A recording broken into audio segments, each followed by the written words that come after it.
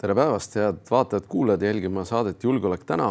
Meie tänane saade võtab kokku prognoosi eelseisvaks suveks, milliseid julgeolekualaseid sündmusi ja milliseid asju tähele panna. Stuudios nii nagu ikka on julgeolekueksperdid Meelis Oidsalu ja Erkki Koort. Julgeolek täna alustab.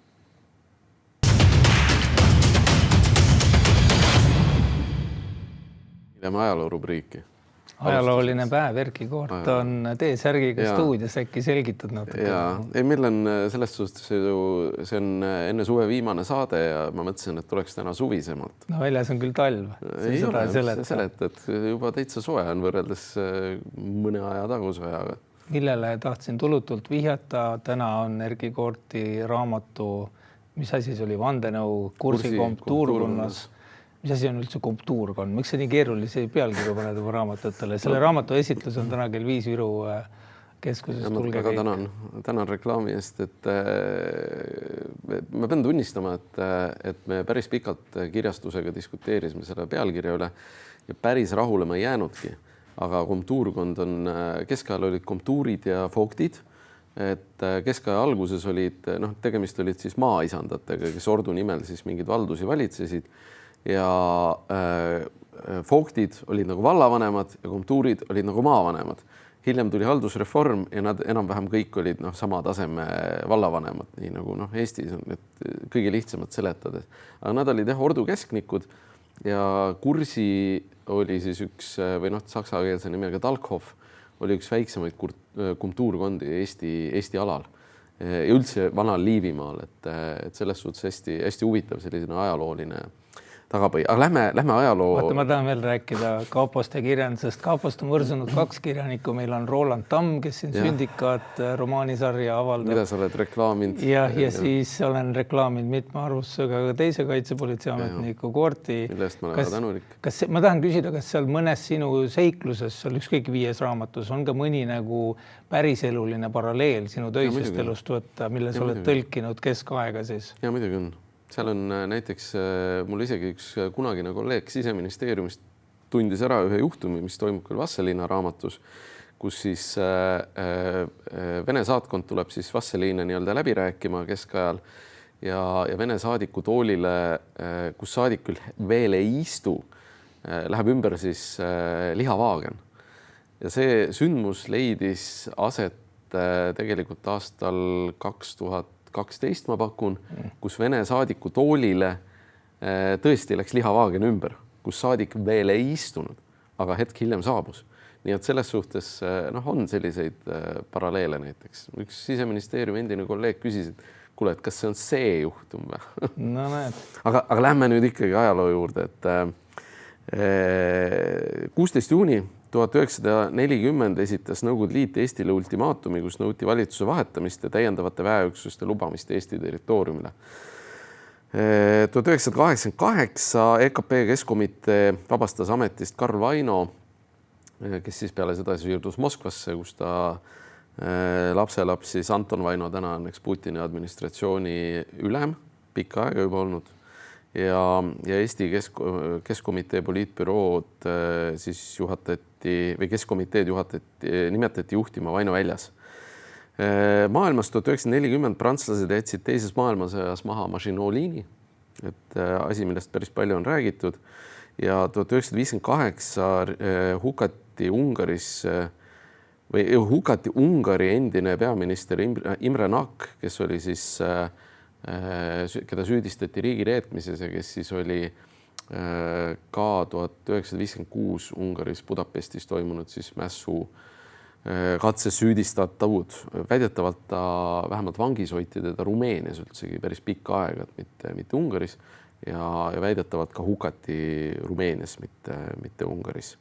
Aga 17. juuni 1962 Venemaa keisririigi troonile tuli Katariina II, kellel tegelikult on Vene imperialismi sellisel Saksa printsess, kellel on siis Vene imperialismi juurutamisel suhteliselt suur roll olnud. 1857 väga oluline daatum ilmus esimene number Pärnu Postimees. Nii et palju õnne. Postimees. 1940 Punaarmee 90 000 meest ületas Eesti piiri ja faktiliselt tähendas see Eesti okupeerimist Nõukogude Liidu poolt ja Läti-Leedu oli täpselt samas seisus, et ka nemad okupeeriti sel samal päeval. 1392 Eerik 7. kroonimisega Kalmaris Taani, Rootsi ja Norra kuningaks moodustus siis 3 riigi ülene Kalmari unioon. 1916 Ameerika Ühendriikide väed tungisid Mehhikosse, sõda Mehhikoga. 1944 Island kuulutas ennast Taani kuningriigist sõltumatuks ja muutus vabariigiks. 18. juuni 1853 peetakse kooleraepideemia algusajaks, mis oli suhteliselt laastav Eesti alal.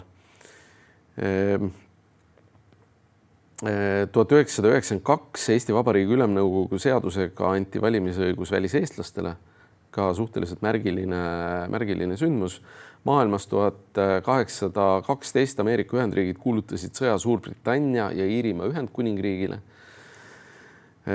Ja 1815 Waterloo lahingus purustasid Briti ja Preisi üksused Napoleoni sõjaväe.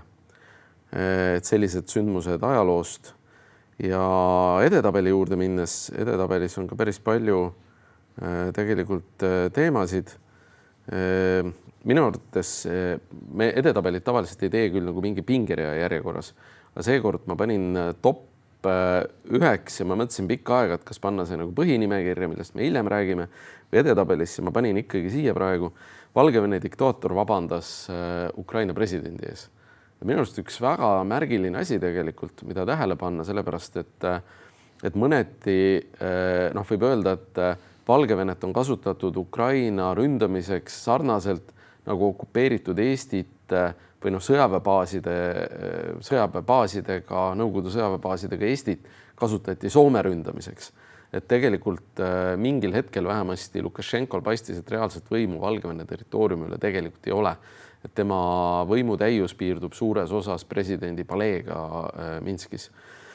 Aga huvitav oli jah see ja tema ütlus, et Ukraina ei suuda, aga Venemaa ka ei suuda.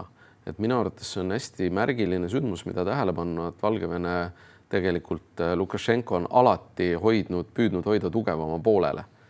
Ja võib-olla veel üks asi, et uudis oli ka selle kohta, et stardiplatvormid droonidele rajati Valgevene piirist ka muu hulgas 50 kilomeetri kaugusel umbes sellesse regiooni. Minu esimene mõte oli see, et kas need rajati ikkagi Ukraina või rajati need hoopis Valgevene tulevasi arenguid silmas pidades. Lukašenka on sellist laveerimist teinud ju kogu aeg. See ongi tema nii-öelda diplomaatiline kood ja nii palju tal võimu on, et ametlikult Valgevene väed ei ole konflikti kaasunud. Meeles tuleb pidada, et kui seda suuga nii-öelda teele saadetud vabandust võrrelda, eks ole, mis maastikul toimub sellega, siin kevadel olid tuumaõppused Valgevenes, et siis ma ei tea, palju see Lukašenka vabandus väärt on, aga uudsena kõlas see küll. Uudsena kõlas ja alati, kui venelastel läheb halvasti, siis tuleb tuumaõppus. See on ka nagu selge muster või tuumaähvardus siis. Uudis Euroopast Kaja Kallase võimu piiramine või siis mitte, et uudis selle kohta, et suurriigid tahavad Kaja Kallase võimu piirata ja Euroopa välisteenistuse võimu samuti. Ja tegelikult sellest arutelust ei olnud võimalik aru saada, et miks just nüüd, mis see hea on, miks tänane süsteem ei sobi või millesse võimu piiramine siis seisnema peaks. Võib-olla sellepärast, et siin on ka kirjutatud õigesti mu arust, et Kaja Kallas ei ole käitunud diplomaadi, vaid ideoloogina ja sellist ideoloogi on väga vaja praegu Euroopale, aga ütleme, et võib-olla see ei ole päris see kood, millega Euroopa välisteenistust on seostatud varem, et varasemad nii-öelda esindajad, kõrged välisesindajad on olnud ikkagi samuti laveerijad, et Kallas seda ei ole, ta on nii-öelda uus versioon Jaan Krossi keisri hullust, eks ole, et tahetakse nüüd kuskile kongi ära toppida. Selle eest me raudselt saame kohtu asja. Poolas oli üks Ka suhteliselt märgiline sündmus, Poolas tapeti üks Vene emigrant, karikaturist, kes oli siis Vene võimu ja režiimi pilanud päris pikka aega või läbi karikatuuri siis kujutanud. Ja tema tapmine kindlasti on järjekordne sündmus nii-öelda selles ahelas, mida siis hübriid sellisteks rünnakuteks võib liigitada. Ja ka ajakirjanike tapmiseks, mida Putin on pikalt viljelenud ja mis ei tee kuidagi Putinit erinevaks nendest tüüpidest, kes Charlie Hebdo toimetuse sõelapõhjaks lasid. Ja. Hiina saatis Filipiinide majandusvetes olevale madalikule 6x6 mehitatud parve ja Taiwan harjutas esimest korda HIMARS-ite laskmist Taiwani väina. Jah, sain ise käia Taiwani valitsuse kutsel eelmine nädal ka uurimas asjaolusid, vaatama ka mõtlikult uuriva pilguga Taiwani väina, aga seal on Filipiinide juures, Filipiinide majandusvööndis oli uus areng, siis mingisugune veider parv, millel Filipiinid väitsid, et on ka mingid inimesed peal ja ka antennid oli siis striivinud ühele atollile, millele Hiina tahab käppa peale panna. Hiina on juba 27 saart omavoliliselt kahes saarestikus seal hõivanud ja ehitanud ka mõnele laiu mõõtu asjale seda laiendades. Seal ühe Ruhnu saare jagu on nad sisuliselt maismaad juurde ehitanud sinna Vaiksesse ookeani. Nad on juba mingi 5-6 aasta jooksul tegelikult isegi pikema aja jooksul ehitanud. See on umbes 10 käinud asi ja igasugused nii-öelda satelliidipildid näitavad, eks ole, et umbes 2014 natuke varem hakkasid need ehitustööd pihta.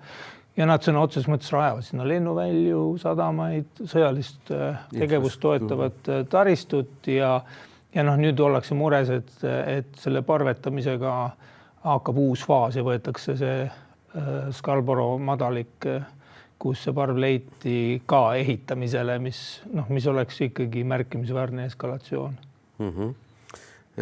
Suurõppus Ilves. Jah, nägime siin pilte, tehti vist sinu kooli maja juures ka oli seal massirahutused, ma ei tea, miks nad küll Sisekaitseakadeemiat tulid ründama, need rahutud, mida see stsenaarium ette nägi. Aga seda korda siis tehti seda enneolematult suurelt ja laiapindselt, et kindlasti arenguruumi veel on. Me olime mõlemad selle õppuse planeerimiskonverentsil, eks ole, koos. Et huviga vaatan, kas antakse ka mõni raport välja selle kohta, et igal juhul kiiduväärt sündmus. Mina ütlen ka, üks väga suur samm taaskord edasi on see, et kriisireservi kasutamine mängiti ka läbi, et seda on ka varasemalt. Et kutsuti reservistid välja ja anti politsei käsutusse tegelikult 2014, kui Ukraina ja Krimmi sündmused toimusid, siis oli selle sündmuse järelmitena oli see kriisireservi loomine juba laual. Aga ütleme niimoodi, et esiteks oli poliitiline tahe natukene nigel ja teiseks, mis seal salata, mõned inimesed nii Sise- kui Kaitseministeeriumi haldusalas jätsid oma ülesanded täitmata ja poleks pidanud nagu palka saama selle perioodi eest. Seal oli komplitseeris ka. Jõudsime kuskil 10 aastat hiljem alles selle lahenduseni. Komplitseeris ka see Helme, ütleme, ja EKRE nii-öelda vahepealne tegevus. Tõsi. Seal tekkis väga palju paksu verd ka Kaitseministeeriumis seoses sellega, et Helme hakkas sellest rääkima kui sõjaväelise piirivalve, eks ole, taastamisest ja ütleme, see asi läks nagu umbe. No seda hakati seostama EKRE mingisuguse poliitilise algatusega, mida ta absoluutselt ei olnud, et see lepiti kokku juba tegelikult sellel ajal, kui Terras oli Kaitseväe juhataja, oli see suunis asutustele ja ma ütlen, et asutuste juhtkondades oli inimesi, kes jätsid oma töö tegemata ja me oleks olnud tänaseks märksa rohkem valmis. Aga mul on väga hea meel, et see tehtud sai. Üks asi veel, mis ma tahan kiita selle Ilvese õppuse juhti Martti Magnust, et sellel ajal, kui sellist õppus juhtida, suutis ta ära lõpetada magistriõpingut Tallinna Ülikoolis. Tallinna Ülikoolis. Väga tubli, et paljud ei ole palju vähesemate asjade jooksul suutnud sellist asja teha. Prantsusmaa vahetab välja siis ühe jälgimisseadme või jälgimistarkvara ja asendab selle kodumaise tootjaga, et noh, et kui siin räägitakse, et Eestis jälgitakse, Prantsusmaal ka jälgitakse ja tegelikult on noh, see märk sellest, et Ameerika tehnoloogiat noh, mõneti ei usaldata. Jah, tegemist on siis Palantiiri Ameerika muuhulgas tehisaru Hiiuga ja jutt on Prantsuse luuresüsteemidest, et iseenesest täitsa noh, mõttekoht kõigile Euroopa teenistustele ka, et kui palju jätta, me oleme rääkinud siin Hiina tagaustest, aga palju me tahame tegelikult Ameerika tagauksi oma luure keskkondadesse, pigem vist mitte enam. Leedus kukkus valitsus, noh, enne seda kukkus Lätis valitsus. Jah, kuidagi kukub, neid Leedus ei olnud üldse seotud kuidagi sellega, et droonid oleks ahistanud, kuigi need ka ilmselt, need droonijuhtumid lõid ka mingisugust atmosfääri, seal oli rohkem küsimus selles parem nii-öelda populistliku Nemunase Koidiku Nemunase Koidik, see kõlab nagu mingisugune organisatsioon filmist Star Wars või midagi sellist. See kõlab veidralt ja neil oli seal huvitavaid uudiseid tuli ju nende kohta ka, kuidas neil oli majanduslike huvide deklaratsioonide järgi ka hulgaliselt sularaha lihtsalt millegipärast just nende seimi liikmetelt võtteid ja no Eestis on ka jah, igasuguseid huvitavaid allikaid. Nii, viimane edetabeli teema tuleb siis Soomest. Soome parlamendi hinnangul peaks kaitse-eelarvet kahekordistama, et diskussioon. Kummalisel kombel ja Eduskund tegi siis koos Kaitseministeeriumiga niisuguse valge paberi, kus tõi välja siis eelmiste kümnendite võlad. Oleme ausad, Soomel oli allapoole 2% väga pikalt kaitsekulu, et ilmselt seal ongi vaja vanu valmidusvõlgasid tasuda ja noh, väga head positsiooni Soomel nagu ka laenuvõimekuse mõttes tegelikult ei ole, sest laenu mingil ajal sai ikkagi kõvasti võetud ja koroona ajal täpselt samamoodi tõmmati nagu mingid krediidilimiidid lõhki. Et eks siin ootab debatt edasi ees, natuke oli kummastust. Ütleme, toimis see sama asi, mis oli 24. aastal suvel siin käis, eks ole, ametnike algatusel, aga seal toimub see, ütleme, korrapärasemalt, et seal on Riigikogu kaitsekomisjon ise nii-öelda huvitatud sellisest auditist. Ja, nii, aga selline see edetabel, et lähme esimese teema juurde.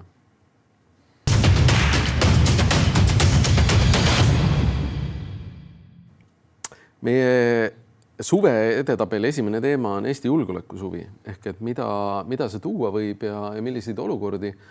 Noh, kõige tõenäolisemad on kaks stsenaariumi tegelikult. Üks on see, et me näeme droone taaskord lendamas Eesti õhuruumis, Läti õhuruumis. Veel kord, mul on väga hea meel, et lätlastega see infovahetus on palju-palju paremaks läinud. Ma arvan, et või noh, me prognoosime, et aeg-ajalt võib tulla ka varilaevastikuga mingisuguseid arenguid või värelusi, kui meri on rahulik, minnakse ka pardale ehk loodetavasti ühtegi kaablit katki ei tõmmata. Nüüd Soomes sai süüdistuse siis see laevameeskond, kes Eesti majandusvetes tõmbas kaablit katki. Muuseas, Eesti ju alustas ka menetlust selle sama juhtumi osas ja tegelikult selle kohta ei ole mitte mingit infot, et kui Soomes esitati kahtlustus ikka vist oli, mitte süüdistuse, et mis siis Eesti kriminaalasja menetlusperspektiiv on, et selles osas on nagu suhteliselt vaikus olnud.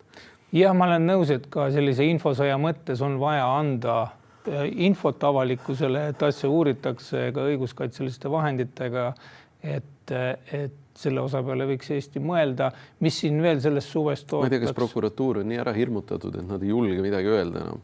Ei usu, mina ei usu, et prokurörid ja seda juttu ma olen kogu aeg, ma olen kuulnud juba 21.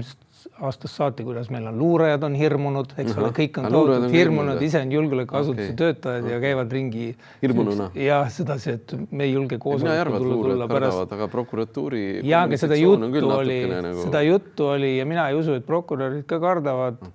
Loodame, et sul on õigus. Ja nad on ikkagi väga vilunud just oma kui sa oled sellise nii-öelda võitleva protsessi jaoks ennast treeninud ja koolitanud ja kogu aeg praktiseerid seda, et saavad sellest võitlusest ka väljutud, et oluline, et aetaks udu ja siis julgetakse rääkida. No natuke see prokuratuuri teema muidugi ilmselt kerib ka suve jooksul, et kui me sellest juba rääkisime, et natuke selline poliitiline värelus, ma leian ikkagi prokuratuuri kommunikatsiooni ja toimimist mõjutab, aga tahaks siinkohal tsiteerida ühte klassikut, kes ütles, et prokurör ei pea olema poliitiku või ajakirjaniku sõber, vaid päti hirm. Ja see on kuldsed sõnad, et ma loodan, et see jääb niimoodi ka edaspidi. Jah, mina arvan, et praegune peaprokurör sööb natukene Andres Parmase suppi, eelmise peaprokuröri oma. See on paratamatu, et kõik juhid, tippjuhid söövad eelmise. See on paratamatult, et talle tuleks anda toimetamise ja parandamise aeg ja ta on ütelnud, et ta soovib suhteid ühiskonnaga ka parandada, mis on iseenesest hea. Et ma ei tea, ma küll hiljuti lugesin Päevalehes või kuskil kirjutas ühest kohtuasjast, kus ühte riigiprokuröri süüdistati selles, et ta võltsis dokumenti, aga kui lugeda, et mis need võltsingud olid seal, ta pani kannatanu eest mingisuguse linnukese kuhugi, kuhu see oli unustanud panna ja sisuliselt mingid need täiendused mingisugusel paberikesel seal midagi ei lugenud, et siis mul küll tekkis küsimus, võib-olla see on ebaadekvaatne küsimus, aga kui see kajastus oli adekvaatne, siis mulle tundub, et selline formalistlik õiguse mõistmine, et see vajabki natukene kultiveerimist või ümber istutamist seal. See meelsus, et mille alusel me üldse alustame kriminaalasju ja kuhu me selle kriminaalmenetluse ressursi tegelikult suuname. Absoluutselt. Et ma ei näinud seal ei avalikku huvi ega sisulist kuritegu selle prokuröri teos, aga mulle tundub, et lihtsalt mingisuguse moraali kasvatuse edendamiseks alustatakse kriminaalasju, et prokurör võiks ju saada ka lihtsalt distsiplinaarmenetluse või noomituse, ei pea kõiki asju kohtus käima ajamas, aga mis siin julgeolekusuve veel puudutab, üks oluline areng viimasel ajal, mis Eesti ajakirjanduses alles vist hiljuti on tulnud esile, on siis alumiiniumi kaubandus, mida Eesti üks laevafirma Venemaa suunal siin mahitab. Iirimaalt tuuakse alumiiniumit, võib-olla kuskilt mujalt ka veel. Et loodetavasti nüüd Eestil õnnestub kogu see kaubandusliik panna sanktsioonide alla Euroopa Liidus ja selle kaudu seda ravida, et Eesti valitsejate väljaütlemised selle kommentaariks on olnud pigem nagu hillitsetud. Samas valitseja peab ka teadma, et kui tegemist on seadusega lubatud tegevusega, et siis moraalne lihtsalt selline hinnangulisus, et see ei pruugi olla õiglane. Aga tervikuna loodame, et selle järgmise sanktsioonipaketiga saab ka see Eesti piinlik ettevõtlusliin väikese paugu. Korra tulen veel droonide teema juurde tagasi, et kui meil need drooniööd siin järjest olid, siis ma ei tea, kas see on nagu kusagilt läbi käinud või ei ole, aga tegelikult kaitseväeüksused Eesti idapiiril olid valmis neid droone jahtima ja reaalseid ka häireid nendele üksustele anti. Et tõsi, neid ei olnud nii palju, et nad oleks suutnud kedagi alla tulistada. Need ei olnud, droonid ei sattunud nende laskesektorisse kahel põhjusel. Üks asi, et nad tulid kas Lätist, nad ei tulnud üle idapiiri, või siis oli see, et nad tulid idapiiri lähedale ja pöörasid sealt tagasi Venemaale. Ja tegelikult nagu mina ütleks niimoodi, et kaitsevägi, mina ei ole seda kommunikatsioonis mitte kusagil kuulnud, et kaitseväeüksused olid tegelikult reaalses lahinguvalves droonide tõrjumiseks. Ma lugesin Ekspressis, mingi lugu oli mingi ülevaate lugu, kus öeldi, et käib ikkagi, et nad täpselt ei kommenteeri, aga mingi valve on, aga iga lahenduse puhul on see, et me võime põhimõtteliselt osta ka endale ühe tangi ja ütelda, et meil on tankivägi. Et iga lahenduse küsimus on see, et kui mõjus ta tegelikult on, rahuajal on mõjususe piiranguid ja mis endiselt on lahendus, et ta on sõjaaegne, eks ole, piisav võime, droonitõrje võime, pommitaja droonide vastu kaasa arvatud pealinnas, et see on jätkuv probleem ja seda rahuaegse kangelasliku hävituslennukitega droonide jahtimise alati ei ole Karpaatide restikut võtta. Jah, ei peida.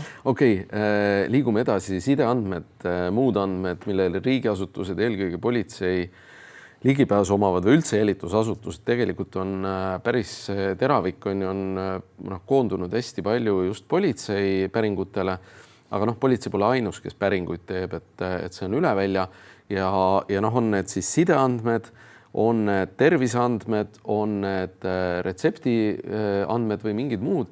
Et ühelt poolt on õige, et õiguslik alus peab olema paigas ja see ei saa jätta ka ühiskonnale muljet, et tegemist on mingisuguse kontrollimatu asjaga. Teisest küljest on see, et nimetada 200 inimese andmete kontrollimist kontrollimatuks surfamiseks.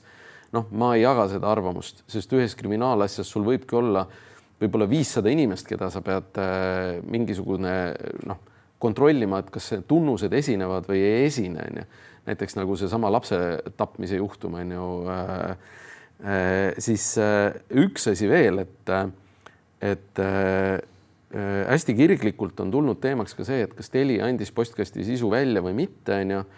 Me teame, et ta andis selle välja lihtkirjaliku päringuga. Endine riigi peaprokurör Norman Aas, tänane vandeadvokaat, ütles, et tal jäi süda seisma, kui ta seda nägi. Ma olen täiesti kindel, et ka tema peaprokuröri ajal toimus see sedamoodi. Lihtsalt võib-olla see toona ei jõudnud tema radarile. Selge, et ta kõikides menetlustes ei saanudki kaasas olla. See kindlasti ei olnud ühekordne näide. Minu küsimus on hoopis see, et me räägime täna, et politsei või kapo ei tohi neid andmeid saada lihtkirja päringuga. Ja ma olen nõus, Riigikohus ka on öelnud, et see on kohtu lubada postkasti sisu välja küsida või konkreetsed kirjad, mitte see, et lihtsalt andke meile ja antakse. Aga keegi pole küsinud, millised on kontrollmehhanismid Telias endas või telekommunikatsiooni ettevõtetes, et telekommunikatsiooni ettevõtte, kas insener või mingi töötaja ei pääse nendele andmetele ligi. Täna me oleme kõik keskendunud sellele, et kriminaalmenetluse käigus küsiti neid andmeid. Okei, see alus tehakse nüüd korda. Aga milline on see ettevõtete enda sisemine regulatsioon, et keegi seal ise sisemiselt surfama ei pääse? Selle kohta on null diskussiooni avalikus ruumis. Ja ma usun, see sinu märkus aitab ka seda tõstatada ja seda tulebki niimoodi vaadata, et Telia tehku ka siis, kui neil pole asjad korras, tehku korda. Mina ei tea, kas on korras või ei ole, aga täna aga see, et kui tervikuna vaadata, ma saan aru, ajakirjandus saab ka aru, praegu on poliitiline momentum ja sellepärast tõstetakse järjest ka igasuguseid võib-olla väiksed asju, mis teinekord nagu üksikus vaates ei ole üldse olulised või sisulised, eks ole, ka eetrisse.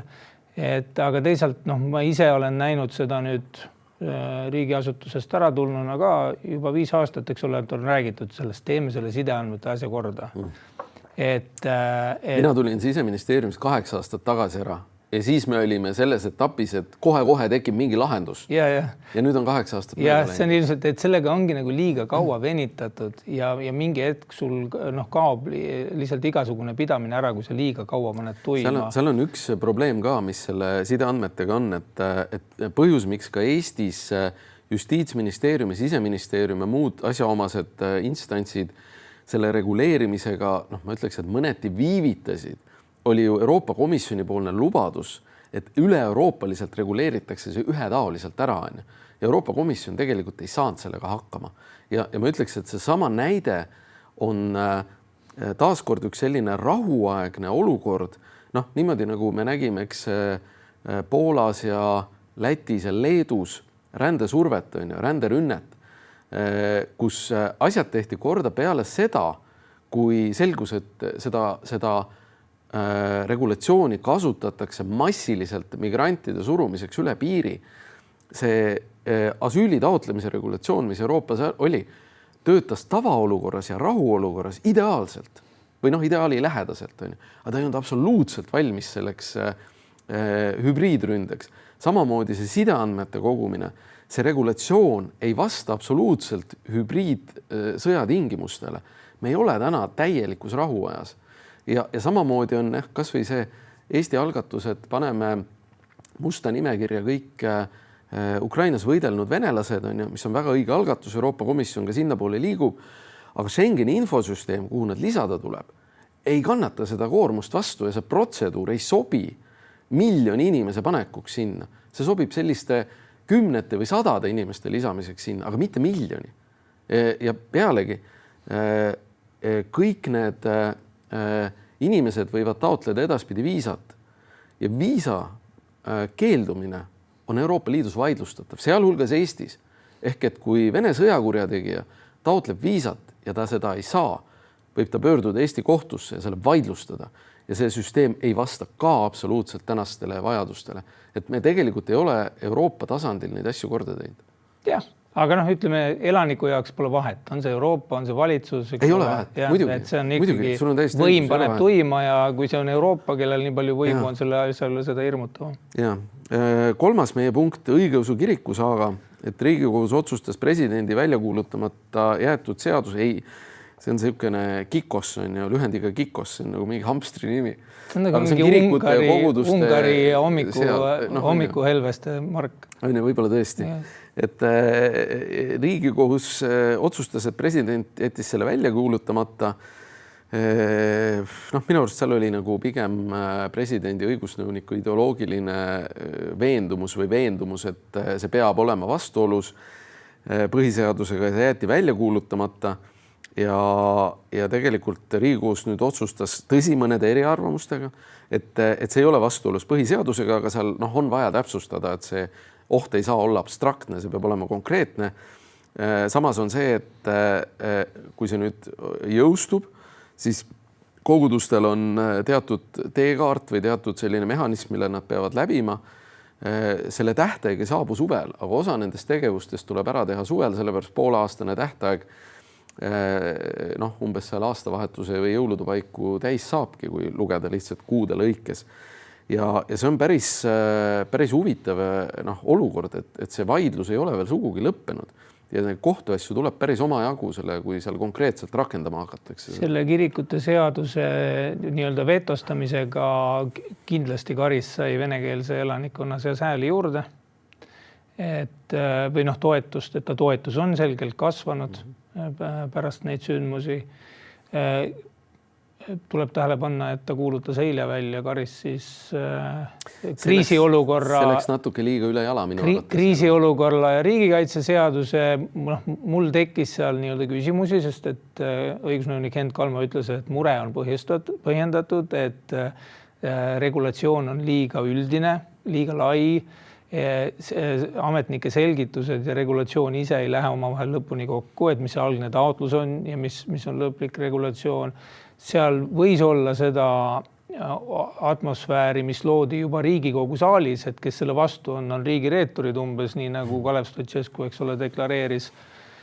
Ja samal ajal kõik ka eelnõu pooldajad ei olnud kursis lõpuni, mis sellega eelnõu sees on. Ma räägin ka sõjaväeluure, eks ole, volituste laiendamisest sõja ajal. Et seal siuke küsimus oli, et see poliitiline momentum võib-olla ei soosinud selliseid järsemalt käike ja oli üldine ootus, et võtame nüüd lõpuks vastu selle asja, aga mis minu mure on ikkagi see, et eelnõu ei näe ette nendele nii-öelda tsensuuriklauslitele ka ühtegi nagu rakendusakti. Samal ajal rakenduslike juhiste vajadus on olemas. Et kui see tulevikus saab neid asju muuta ja täpsustada, et minu arust võiks nüüd ka presidendi nii-öelda mureavaldused pardale võtta Riigikogu ja tegelikult näidata head tahet ka eelnõu eestvedaja Riigikantselei ja läbi töötada nüüd see edasised võimalikud nagu parandused koos selle meedialiiduga sinna eelnõusse, sest et parandusi saab ikka teha, ega see protsess ei ole sellega ju läbi saanud. Ma arvan, et tegelikult selle sama riigikaitse tsiviilkriisi seadusega on kaks aspekti või kaks asja. Üks asi on see, et selle väljakuulutamine tegelikult möödus uskumatult libedalt suures osas seetõttu, et see KIKOS ja seal veel üks varasem seadus olid presidendil juba vaidlemisel ees ja suure tõenäosusega lihtsalt ütleme, et seal mõned küsimused, mida ka sina oled tõstatanud, lasti lati alt läbi. See lihtsalt ei huvita, sest see on alati ka mugav. Ütleme, need sätted on nii ametnikele kui ka poliitikutele mõlemale mugavad. Ma arvan, et seal ma lihtsalt prognoosin, et president oli usaldanud mitu korda Hent Kalmo õigusnõu ja tegelikult see, et ütleme, et see on tavapärane küll see, et president ütleb, et ma arvan, et see võib olla põhiseadusega vastuolus ja küsib Riigikohtult seda, see on täiesti okei, on ju demokraatlik riik. Aga kuna neid asju, neid vastandumisi oli järjest, siis ma arvan, et seal need mõned küsimused lihtsalt otsustati mitte käsitleda, mis on selles mõttes kahju, et tegemist on väga mahuka seadusega noh, ja ütleme ka seda jälle, et ühelt poolt seda seadust oli vaja, teiselt poolt see seadus minu arvates püüab natuke ikkagi üle reguleerida. Ja mida ma olen ka varasemalt ütelnud, et kui kindral Laidoneri oleks seganud seaduse puudumine või noh, ütleme, et kui siis me poleks vabadussõda võitnud. Et sõja tingimustes teinekord selle seaduse olemasolu või puudumine ei mängi nii suurt rolli tegelikult. Ja ikkagi tasuks tutvuda ka eriti pärast selle seaduse vastuvõtmist, selle seaduse innovatiivse lisana sellise kujundatud tsensuuribukleti, kus on ära toodud siis ka, et millised need võimalikud, teabed ära keelatakse, seal on muuhulgas ka avaliku arvamuse uuringud ja muud sellised suht avalike küsitluste tulemusel saadavad reitingud ja muud asjad, et see vabandust, aga see kõlab kõik natukene liiga üle jala tehtuna. Õigeusu kiriku juurde ma ütleks veel ära selle, et siis läheme kohe saate teise osa juurde, aga enne seda ma ütleks ära, et Kiievis Koobas kiriku ründamine Venemaa armee poolt on Petšerski Lavra ründamine Ukraina pealinna siis kesklinnas, mida peetakse õigeusu ristiusu siis hälliks. Paljude arvates toob kaasa siis meelemuutuse Moskva suhtes. Mina arvan, et Eestisse mingit meelemuutust kaasa ei too, sellepärast et suur osa, kelle meelemuutust see võiks kaasa tuua, asuvad ikkagi Venemaa infoväljas ja ma ei näe, et see osutaks või et see tekitaks mingisugustki mõju. Võib-olla Ukrainas õigeuskliku osas, kes seal niimoodi kahe vahel olid, aga ma ei näe, et meil. Aga lähme saate teise osa juurde.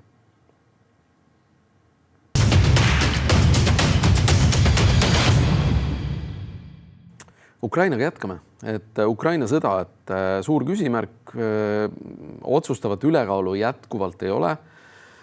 Samas Kiievil läheb ikkagi strateegilises plaanis paremini, strateegilises kommunikatsioonis nad on, ma ei tea, saavutanud mustavöö või mis iganes siuke judos, mis lai valgevöö see kõige kõvem, et nad on uskumatult hästi suutnud Venemaad trollida igal tasandil.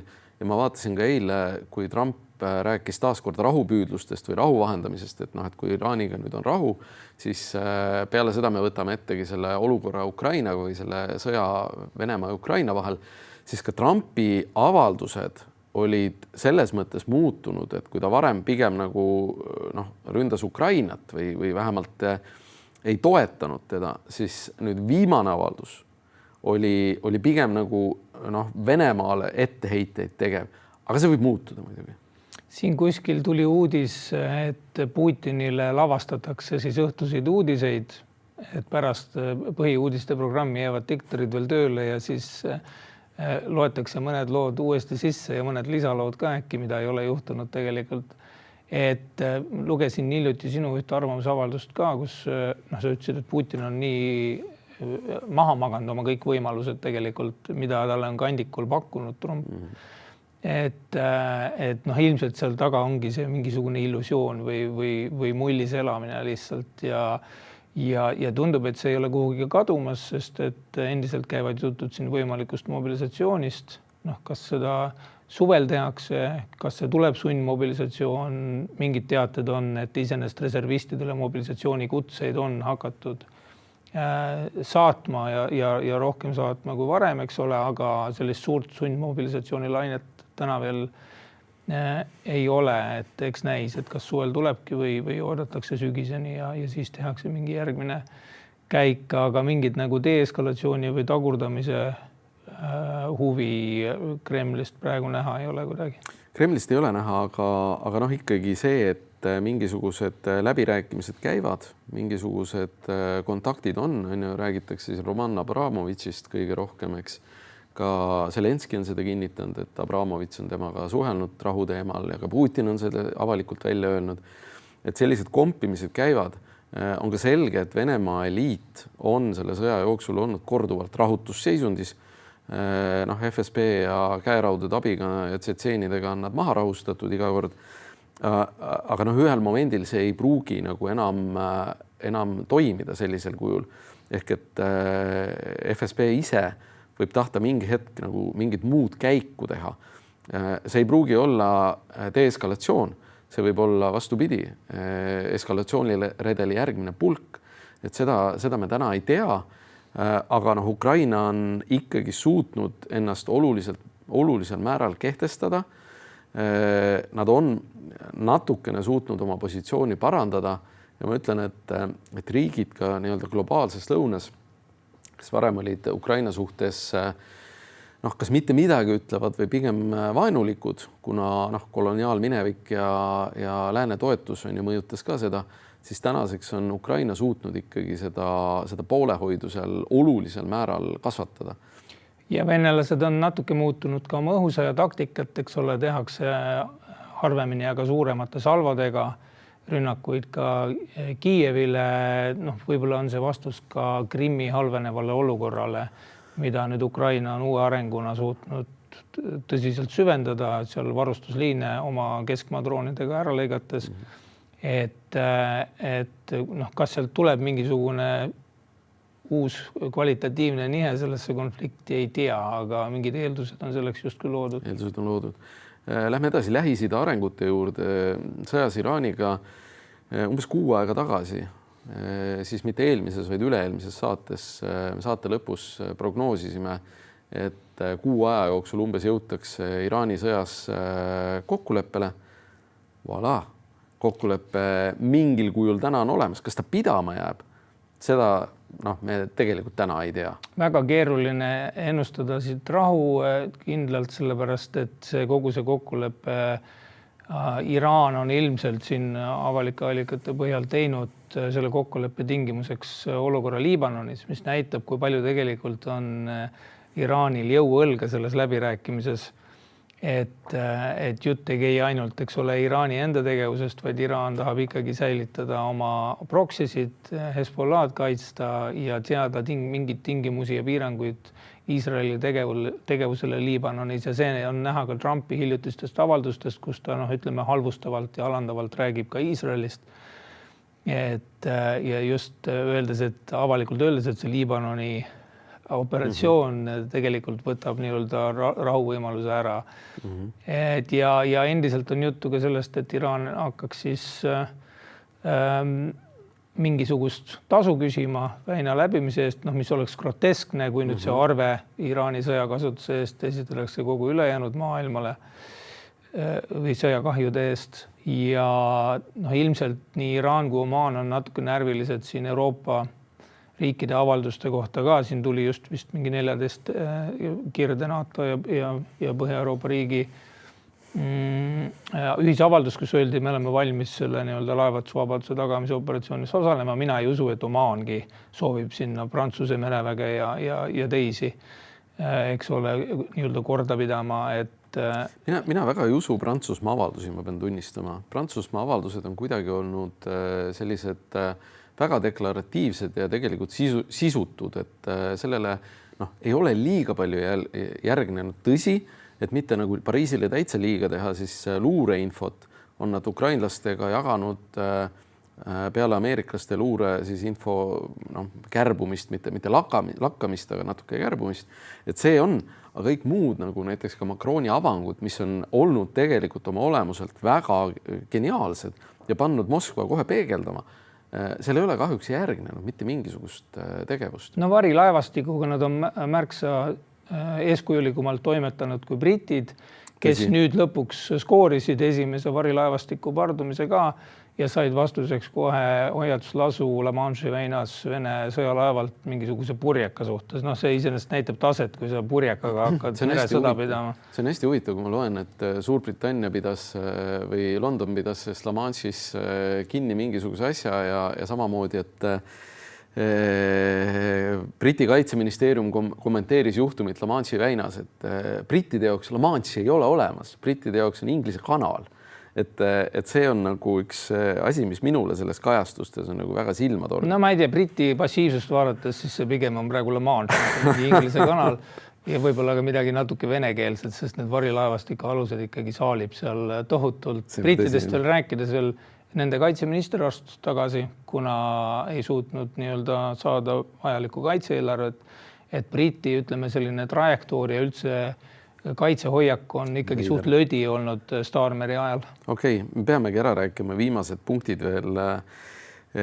Iraani osas me näeme, mis seal selgub.